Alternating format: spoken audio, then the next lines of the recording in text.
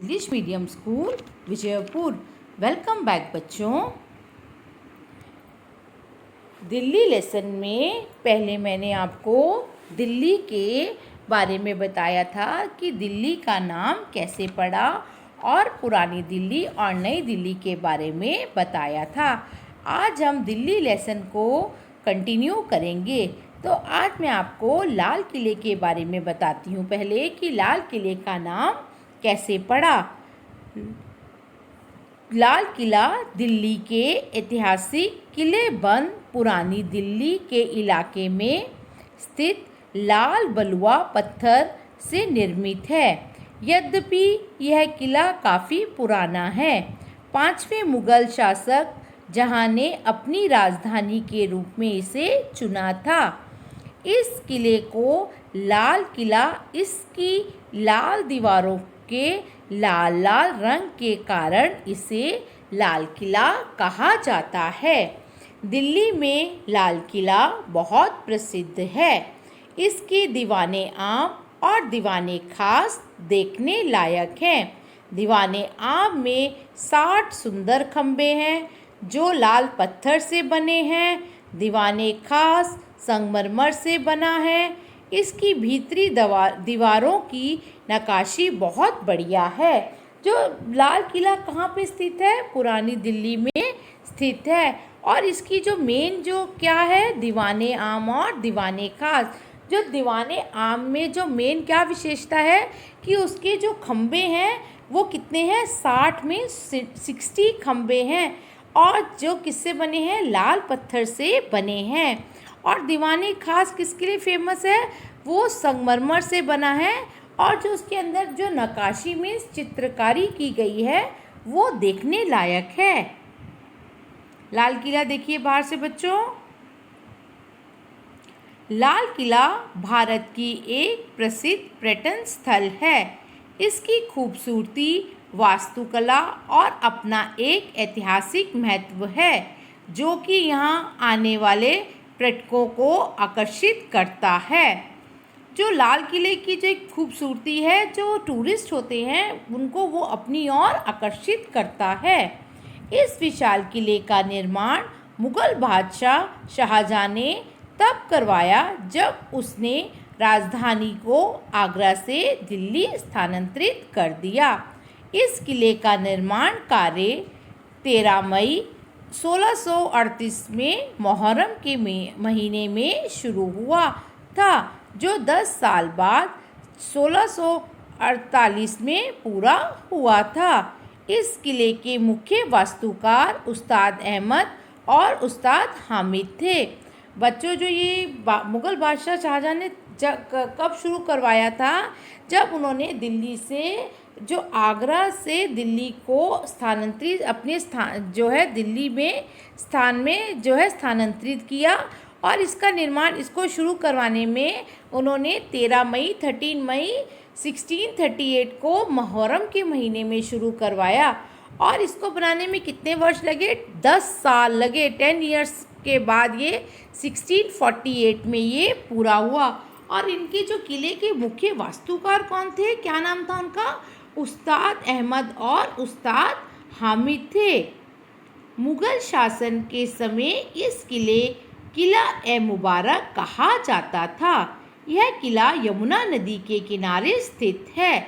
इसे बाहरी हमलों से बचाने के लिए इसके चारों ओर एक विशाल दीवार बनाई गई थी। इस दीवार का निर्माण लाल पत्थर से हुआ है, जिसके चलते इसे लाल किला कहा जाता है। किले का मुख्य 2 प्रवेश द्वार हैं, लाहौर गेट और दिल्ली गेट।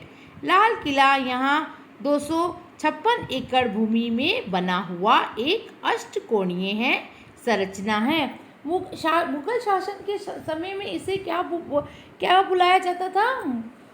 किले ए मुबारक कहा जाता था। और ये कहाँ स्थित था बच्चों? ये यमुना नदी के किनारे में स्थित था।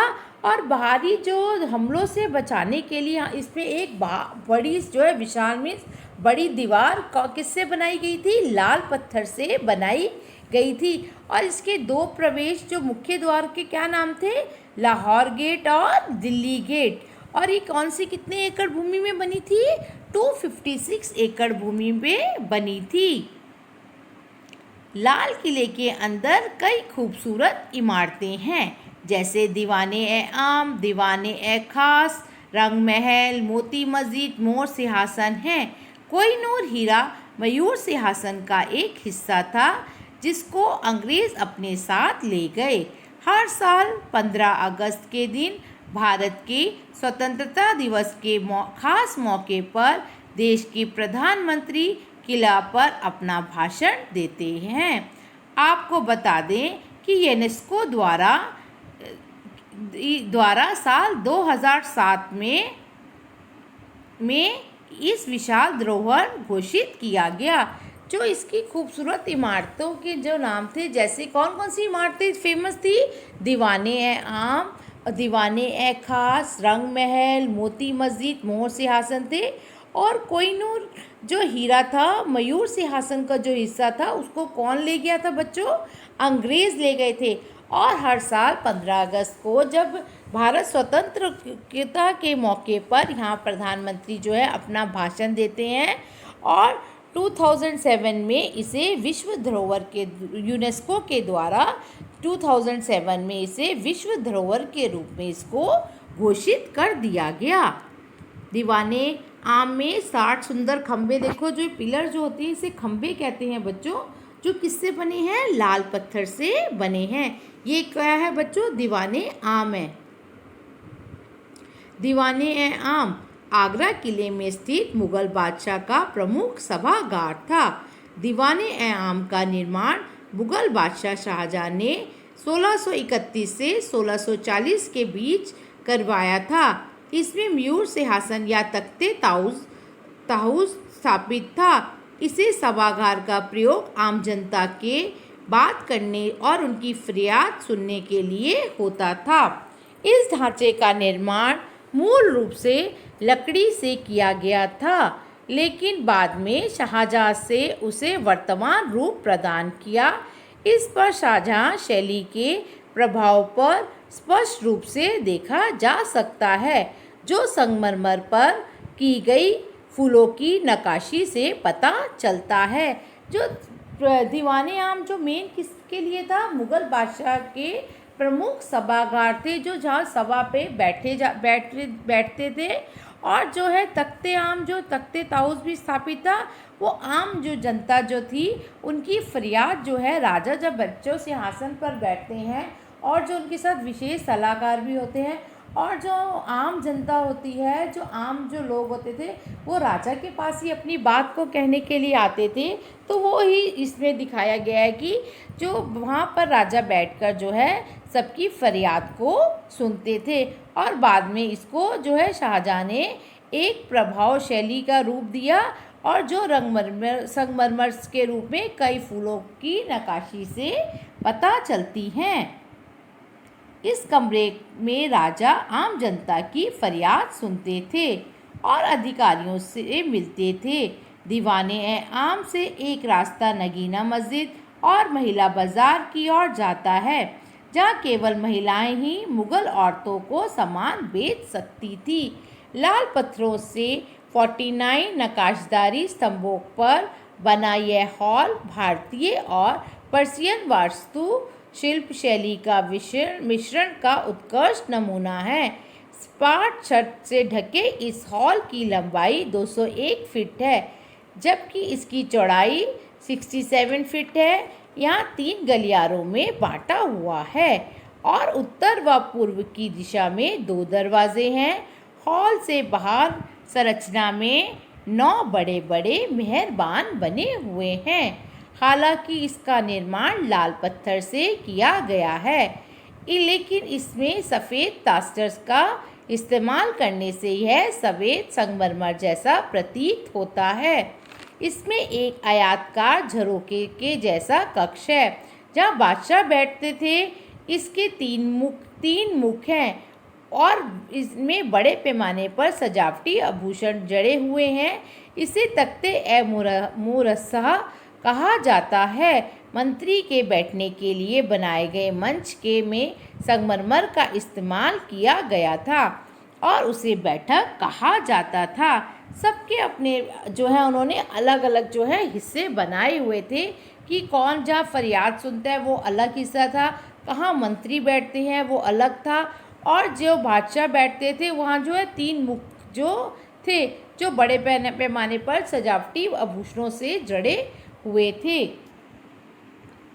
दीवाने आम के 60 सुंदर खम्भे जो लाल पत्थर से बने हैं बच्चों। फिर दीवाने ए खास जो बना है वो किससे बना है? ये दीवाने खास ये संगमरमर से बना है। आगरा किले में स्थित दीवाने ए खास, पहले मैंने आपको दीवाने आम का बताया, अब मैं आपको दीवाने खास का संक्षेप में बताती हूँ। आगरा किले में स्थित दीवाने ए खास का निर्माण दीवाने आम की तरह मुगल बादशाह शाहजहाँ ने 1935 में करवाया था। दीवाने ए आम के विपरीत इसका प्रयोग विशिष्ट लोगों के लिए किया जाता था। दीवाने ए खास का निर्माण विदेश उच्च पदाधिकारी, राजदूत और राजाओं की खातिरदारी के लिए किया गया था। साथ ही यहाँ पे पूर्ण गोपनीयता के साथ साम्राज्य के बारे में चर्चा की जाती थी। यही वजह है कि मुगल काल के में दीवाने ए खास सत्ता का वास्तविक केंद्र हुआ करता था। हाल में बने चबूतरे में 2 भव्य सिंहासन हुआ करते थे। जो दीवाने ए आम था वो आम जनता के लिए था, और ये जो दीवाने ए खास था ये जो मेन लोगों के लिए था, जहाँ पे ये लोग सब बैठकर जो है मीटिंग किया करते थे। एक पर बादशाह बैठते थे जो कि सफ़ेद संगमरमर से बना था, वहीं दूसरे सिंहासन पर मेहमान के लिए था जिससे काले पत्थर से बनवाया गया था। इस भव्य हॉल की कीमत पत्थर, सोना तथा चांदी के आभूषणों से सजाया गया था, जिसे यहाँ आने वालों का ध्यान बरबस की अपनी ओर खींचता था। हॉल की छत को लकड़ी की तख्ती से बनाया गया था और सोने व चांदी की परतों से ढका गया था, जिससे यह सूर्य की तरह चमकदार होने का आभास कराता था। यहाँ एक दरवाजे के जरिए पहुँचा जा सकता था जो दोहरे स्तंभ से बना था। हॉल के अंदरूनी हिस्से पे पर्शियन शिलालेख अंकित था जो इस हॉल की तुलना सर्वोच्च स्वर्ग से और बादशाह की तुलना सूर्य से करते थे। जहाँ बादशाह बैठते थे वो जगह किससे बनाया था? संगमरमर से बनाया था। और जो दूसरा सिंहासन था जहाँ मेहमान बैठते थे वो काले पत्थर से बनवाया हुआ था। जो अंदर की पूरी डेकोरेशन जो थी वो सोने और चांदी के आभूषण से जैसे बनी हुई थी कि वहाँ पे जो भी लोग आए उनको देखकर जो है लोग उनकी तरफ आकर्षित हो सकें। और इसलिए जो देखा गया है, जो उसके हॉल की तुलना किससे की गई थी? सर्वोच्च स्वर्ग से की थी, और बादशाह की तुलना एक सूर्य से की गई थी। दीवाने खास की भीतरी दीवारों की नक्काशी देखिए, बहुत सुंदर और बढ़िया है। देखो कितनी सुंदर तरह से जो है इसको की गई है। इससे इसे संगमरमर में से बना हुआ है, इसलिए ये नक्काशी के लिए बहुत प्रसिद्ध है। किले के पास ही जामा मस्जिद है। यह बहुत बड़ी मस्जिद है। यह मुग़ल बादशाह की शान शौकत की यादगार है। अब जैसे लाल किला था जो है, वैसे ही अब मैं आपको जामा मस्जिद के बारे में बताती हूँ कि जामा मस्जिद जो है बहुत बड़ी है और जो है ये भारत की सबसे बड़ी मस्जिद है। और जो है इसमें बच्चों जब ये ईद होती है, जो भी फेस्टिवल होते हैं, यहाँ पे 25,000 पीपल जो है एक साथ जो है नमाज़ पढ़ सकते हैं। तो आप अनुमान लगा सकते हैं कि कितनी बड़ी मस्जिद है कि 25,000 जो है लोग एक साथ जो हैं नमाज़ पढ़ सकते हैं। और ये मस्जिद बहुत ही सुंदर है, जो दिल्ली की सबसे फेमस जामा मस्जिद है। जामा मस्जिद दिल्ली में स्थित एक मस्जिद है। इसका निर्माण सन 1656 में हुआ था। इस मस्जिद लाल पत्थर और संगमरमर का बना हुआ है। लाल किले से महज 500 मीटर की दूरी पर जामा मस्जिद स्थित है, जो भारत की सबसे बड़ी मस्जिद है। इस मस्जिद का निर्माण 1650 में शाहजहां ने शुरू करवाया था। इसे बनने में 6 वर्ष का समय और 10 लाख रुपए लगे थे। बलुआ पत्थर और सफ़ेद संगमरमर से निर्मित है। इस मस्जिद के उत्तर और दक्षिण द्वार में प्रवेश किया जा सकता है। जो जामा मस्जिद का मीनार से गुंबद का दृश्य देखो। जामा मस्जिद के उत्तर और पूर्वी प्रवेश द्वार जो है और उसकी सीढ़ियाँ देखिए। और जैसे मैंने आपको बताया कि एक ही बारी में कितने लोग आकर जो है नमाज़ पढ़ सकते हैं, तो जैसे मैंने आपको ये फ़ोटो में दिखाया है, सेम उसी तरह जो है लोग फेस्टिवल के टाइम पे आकर जो है यहाँ पे नमाज़ पढ़ते हैं और इतनी ही यहाँ पे भीड़ लगी रहती है। और दिल्ली की जो आगे का लेसन है वो मैं आपको 3rd वीडियो में बताऊंगी। Stay home and stay safe. Thank you children.